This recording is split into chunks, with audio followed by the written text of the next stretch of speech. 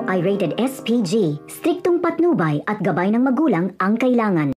Dahil lumaki si Marites na walang tatay, ay pinangarap niyang magkaroon ng buong pamilya. Kaya nagbubulag-bulagan siya kay Rigor, wag lang masira ang kanilang pamilya. Pero kabaliktaran sa kagustuhan ni Marites ang mangyayari sa kanya, dahil hahantong siya sa puntong mawawalan siya ng isang pamilya.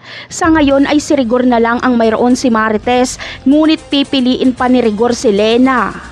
Samantala, dahil sa kahihiyan ni Rigor sa gagawin ni Marites na ipagsisigawan niyang kabit si Lena, ay papalayasin siya ni Rigor at si Lena ang kanyang ipapalit.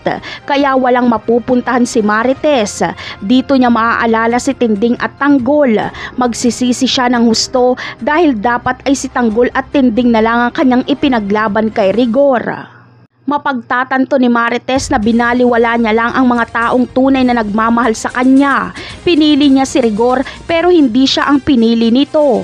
Dito ay magkakaroon ng tapang si Marites na itama ang lahat ng kanyang pagkakamali, dahil siya mismo ang magpapasibak at magpapakulong kay Rigor at Lena.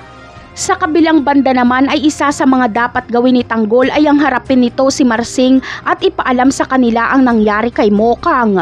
Ngunit hindi alam ni Tanggol kung paano niya ito gagawin. Natatakot siya sa magiging reaksyon ng mga magulang ni Mokang. Ganun pa man ay kailangan niya itong gawin dahil karapatan nila Marsing na malaman ng totoo. Napakarami pa nating dapat abangan sa mga susunod na episode. Paalam!